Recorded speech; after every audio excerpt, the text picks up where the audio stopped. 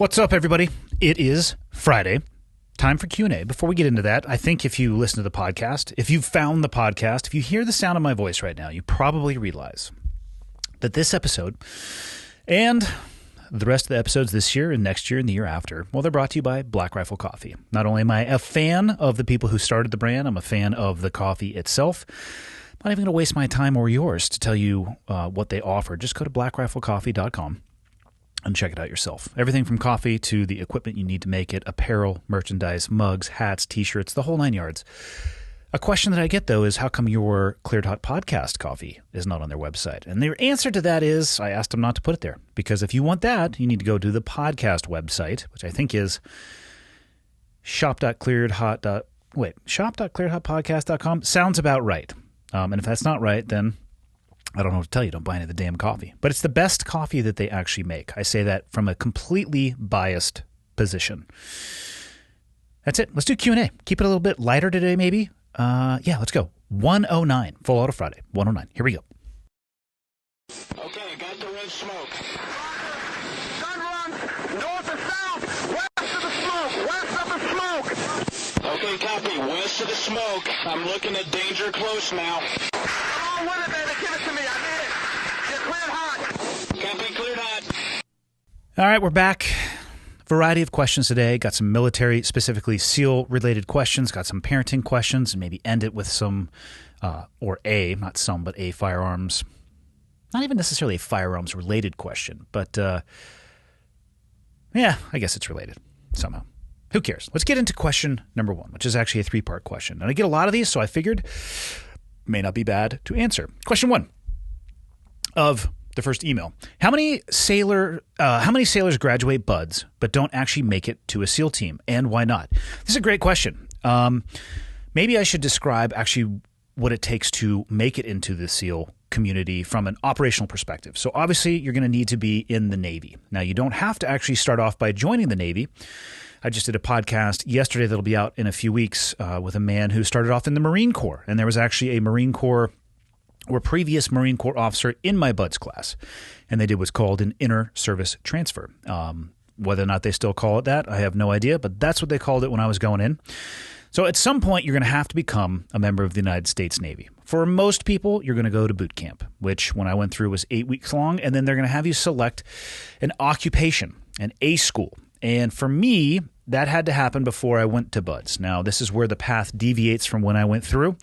And now there is a specific pipeline, SO. I believe that stands for Special Operator. For me, I had to go with the reverse of that. I went OS, which is Operations Specialist, which is a radar scope operator.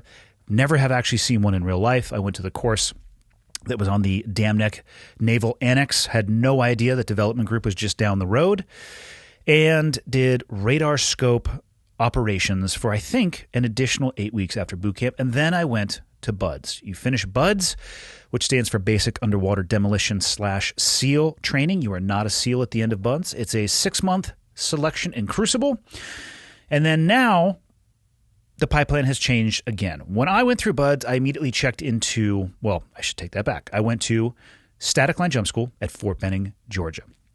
And they threw my entire class in with the Army class, which probably was not a great idea from a good order and discipline perspective.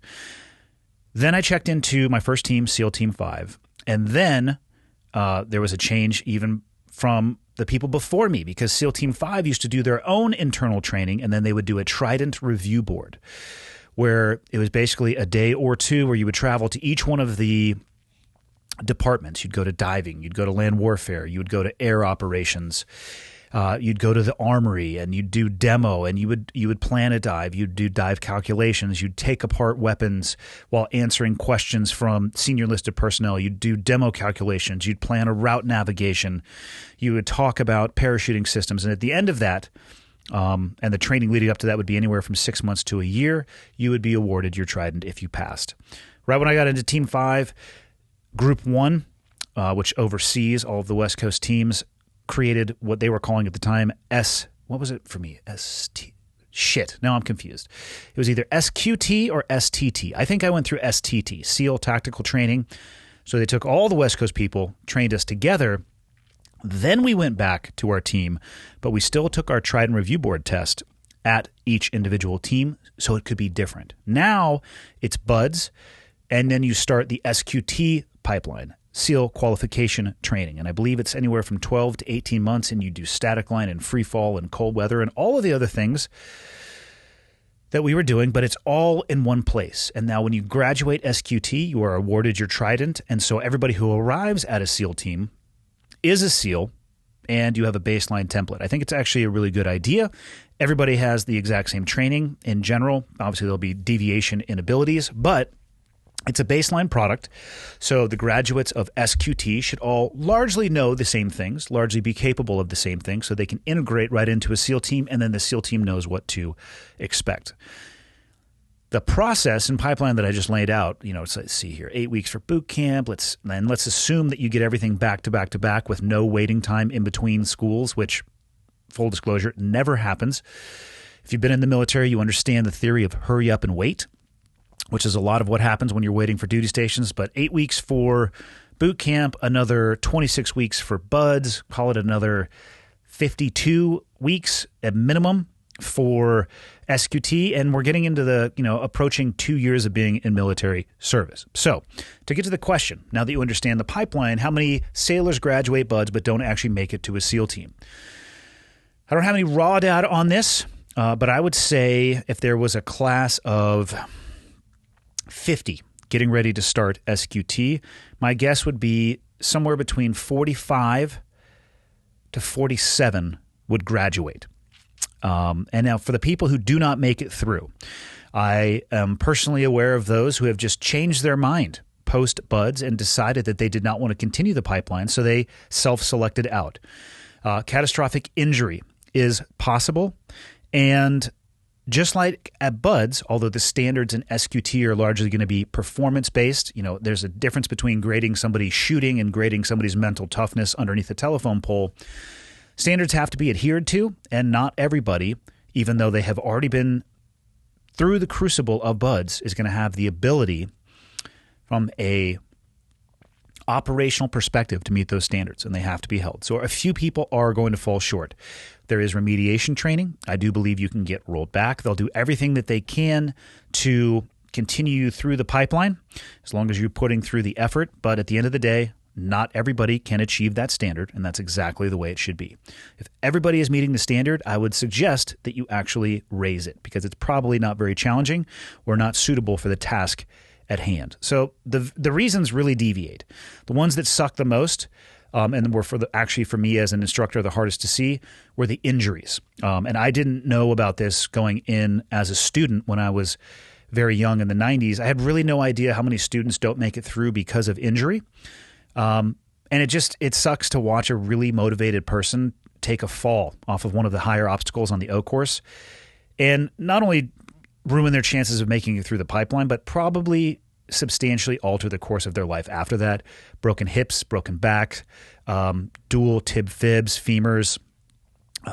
Doesn't sound awesome when you're there and hear it, and you can imagine the impact it would have. So those injuries are the toughest ones to deal with because you take somebody, or it takes somebody, the injury being, and they could be an amazing asset to the team, but it prevents them from physically being able to do so. And that sucks, and I wish that there was a way around that.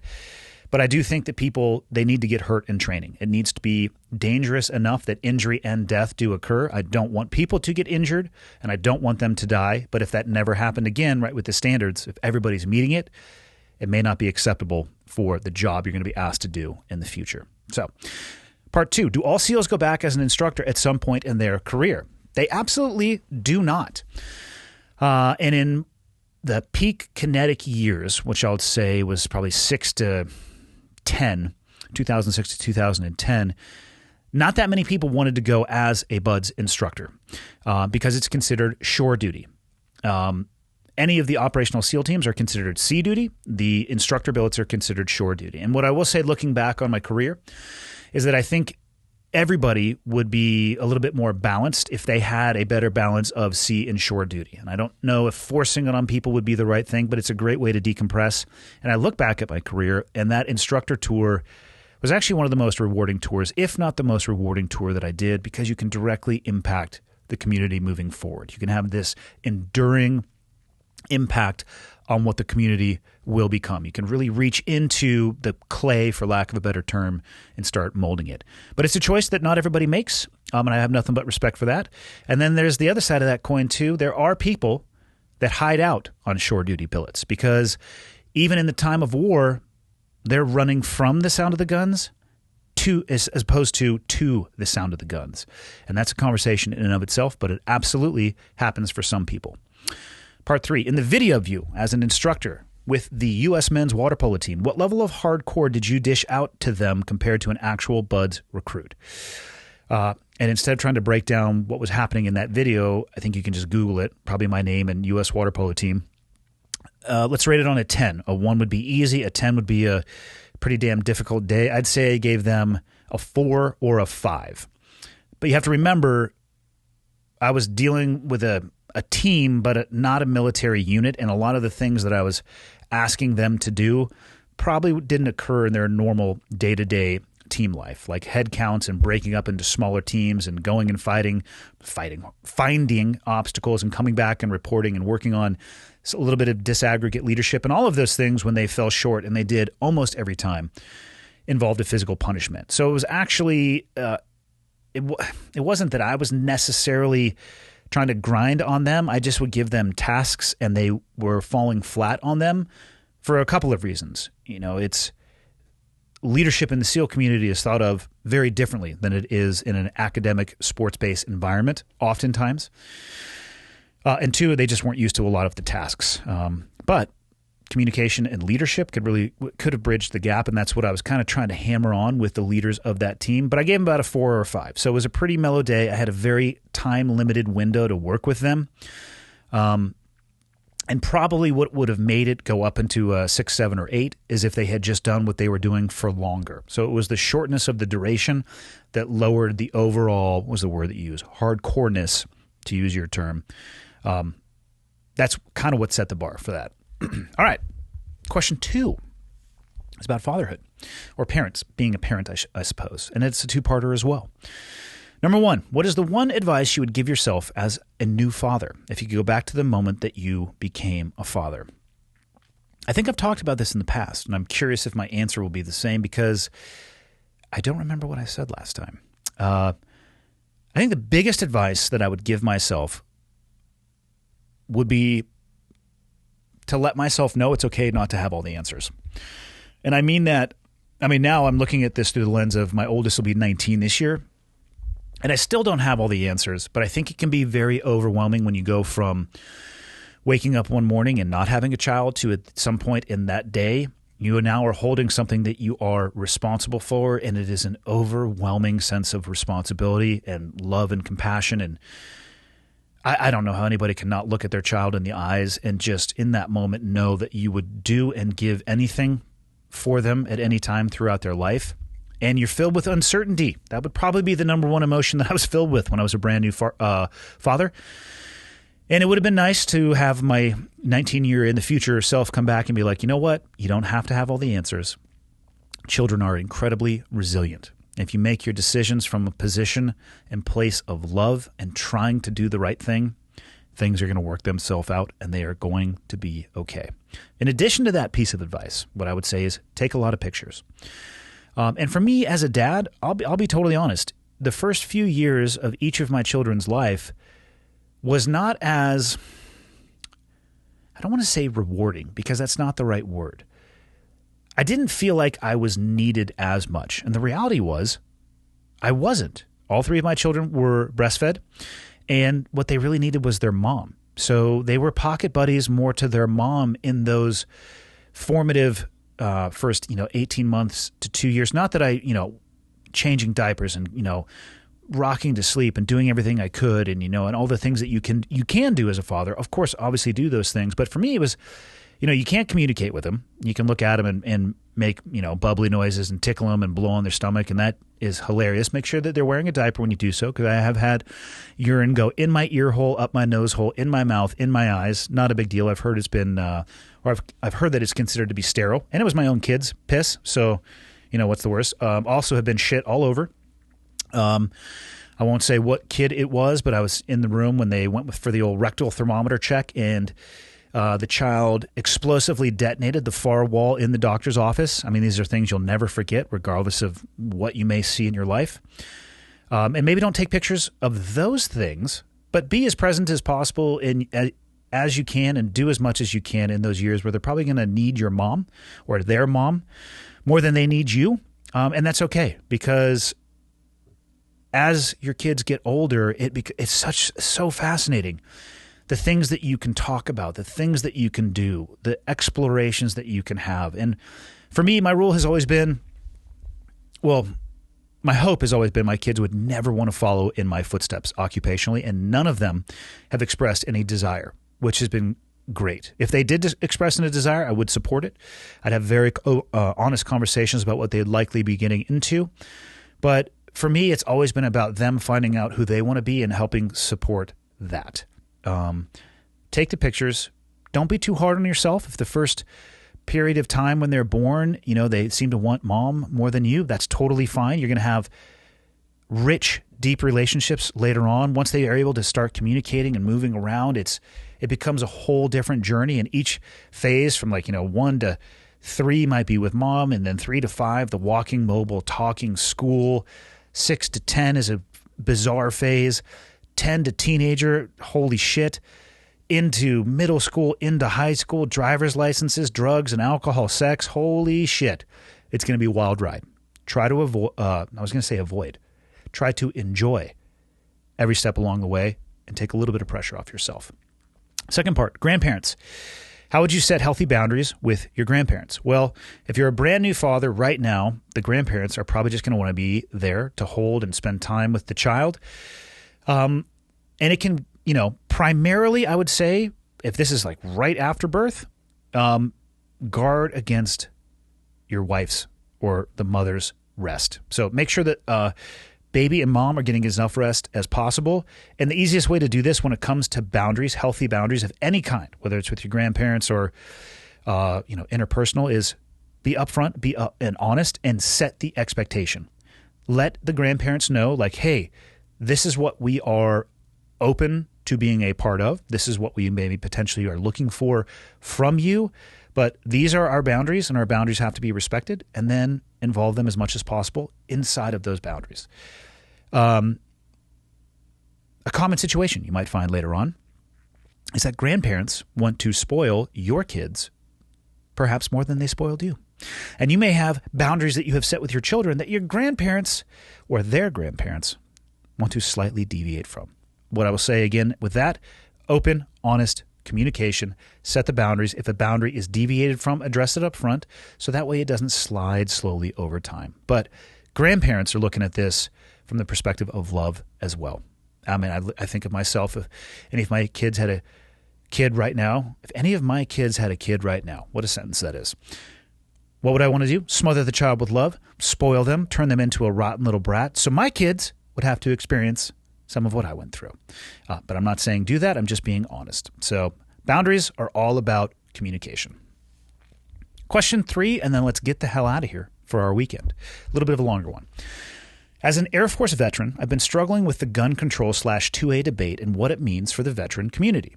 I sold firearms at a large retailer after getting out, even though I never owned a firearm before joining.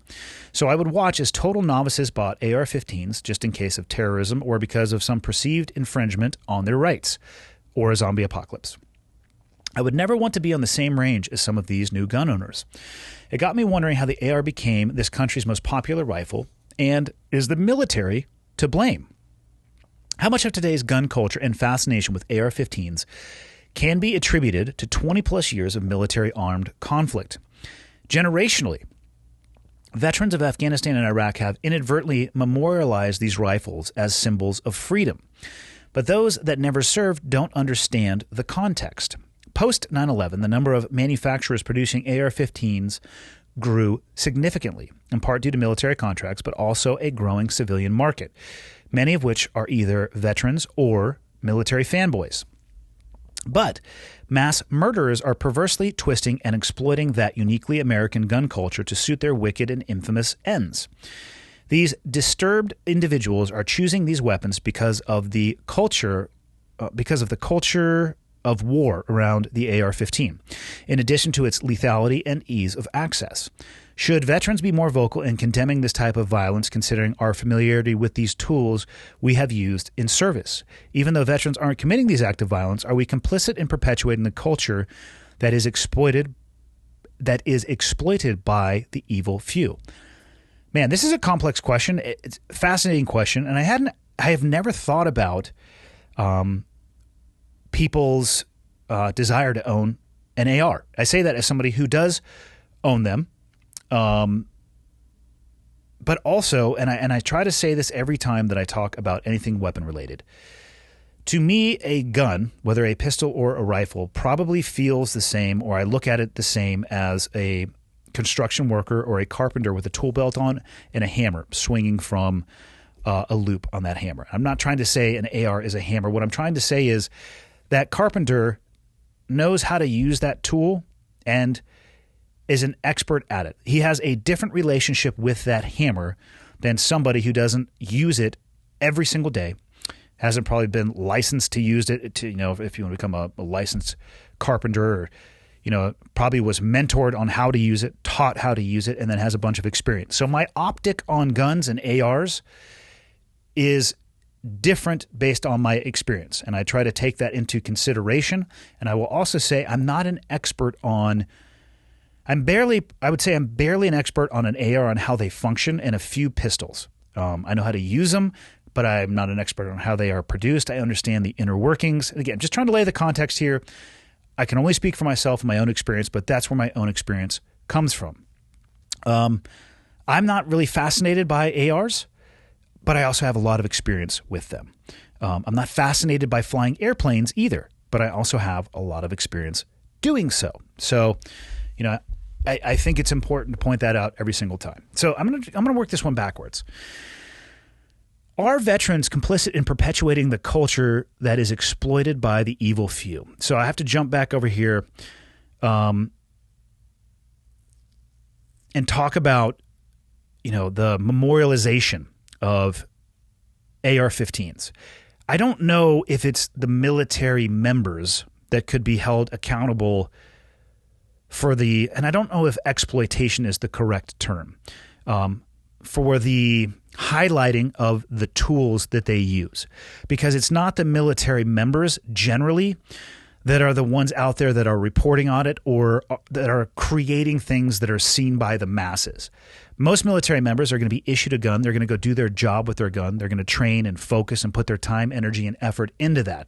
They're not creating content for the world to see. They're not, the exposés or movies that are being done are generally not being done by the veteran. So I'm not sure that the actual individual holding the gun in service of the country should be the one where the explosion of interest comes from. I think it is probably due to the amount of exposure that the wars, the past 20 years specifically, 20 plus years at this point, probably the amount of exposure and coverage that it received, because it certainly was the primary tool for, there's mechanical differences between, M16, A1s through A, whatever they come through, M4s, AR-15s. It's not worth getting into the differences, really. It's a 5.56 or 223 caliber round. It shoots the same round. Magazine sizes may be different, collapsible buttstocks, carrying handles, all of these things. You can research the difference between those if you want to. It'd be very easy to look at all of those rifles from somebody who doesn't know the difference and assume they are the same thing. And probably since the age of Vietnam, I look back at the Vietnam era movies that I watched growing up, they were using an AR M16 type rifle. So I think it's been something that's really just been consumer facing for a long period of time. And there's a reason that the military uses it as a platform. It's reliable. It's lightweight. It can have a high magazine capacity, a good range to reach out and touch somebody. So I don't know. I think it's a combination of all those things, but I don't think that the veteran itself, the veteran or the military member holding that rifle being reported on, is necessarily to blame, if that's even the right word to use, for the interest and desire for people to buy those rifles. I think it's just much more in our face. And again, I think it goes back to the fact that it's a competent weapons platform that has decent capability. That's where I would probably land on that. Should veterans be more vocal in condemning the type of violence, this type of violence, considering I'm familiar with these tools that we have used in service?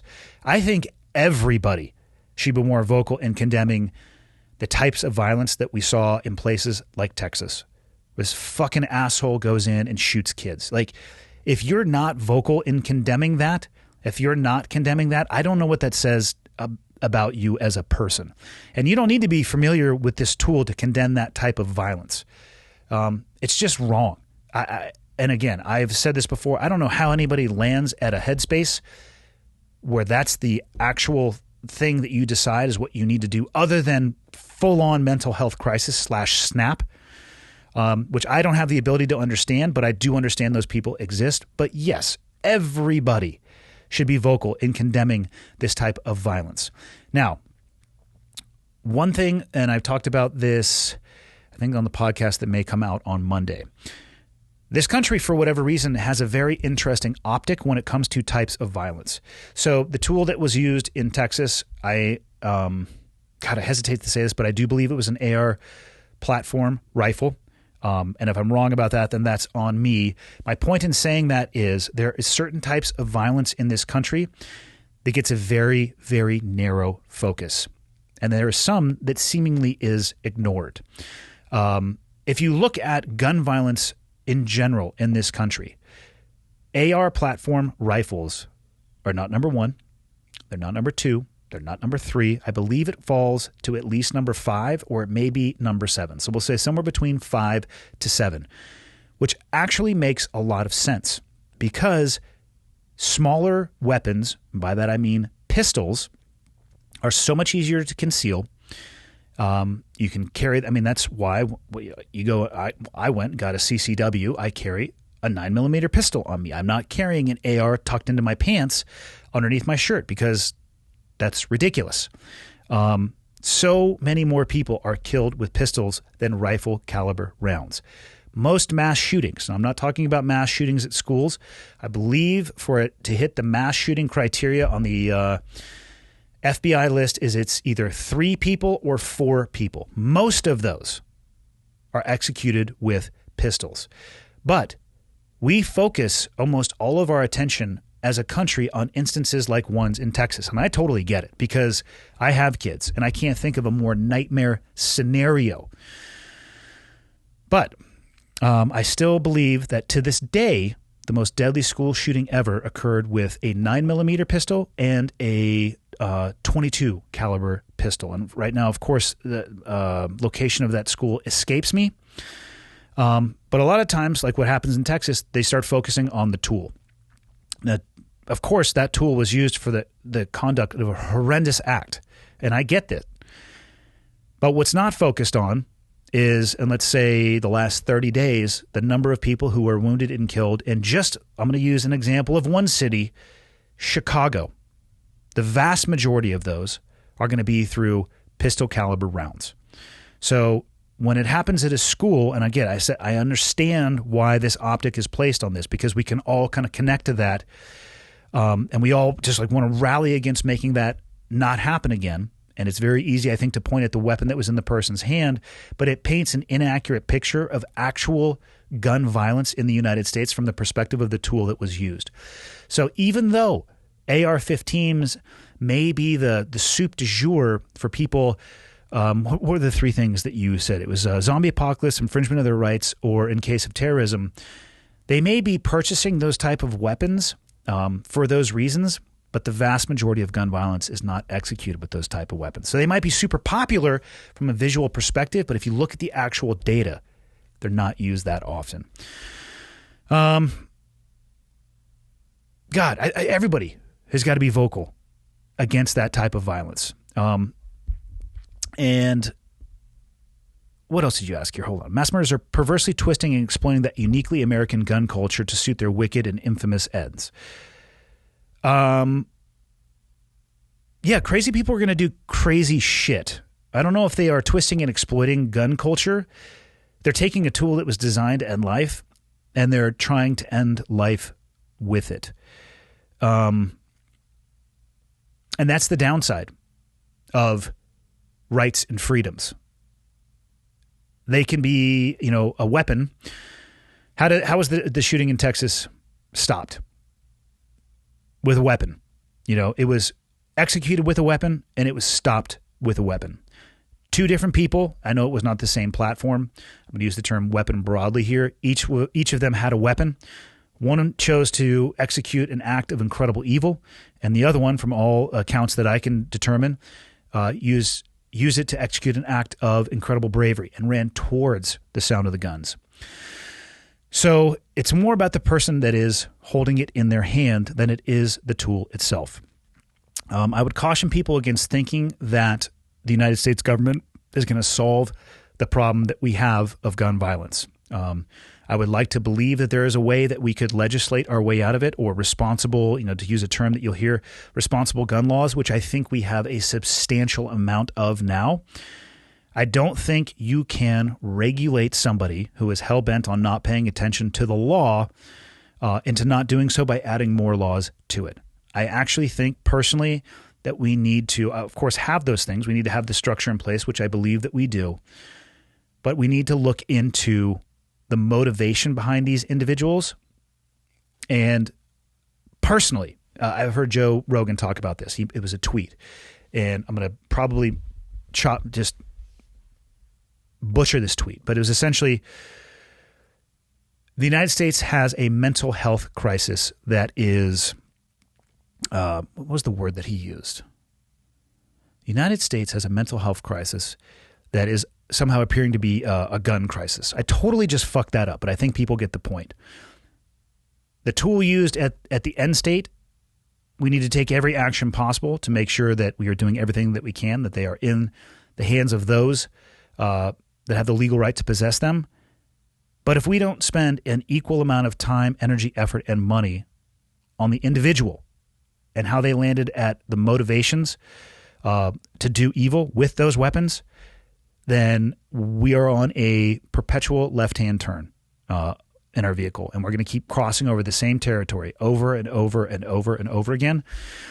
And I don't want to see that. I don't want my kids to have to continue to deal with that. I don't want their kids to have to continue to deal with that. And until we can at least put as much energy and effort into the person and into the why as we are putting into the weapons themselves, I don't think anything is going to change.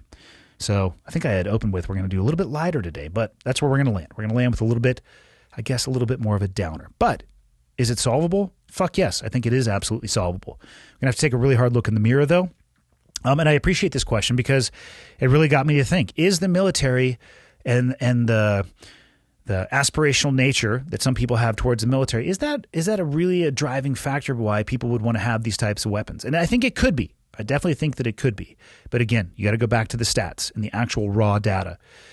It may be a really popular platform, but it is, and when it comes to pure data, when it comes to gun violence, I don't even think it's in the top 5. So that needs to be considered as well. And that's it for Friday. See you guys all on Monday with, actually, I'm not going to say who it's going to be with because there's a chance I might release a different episode on Monday. So I'll just see you all on Monday.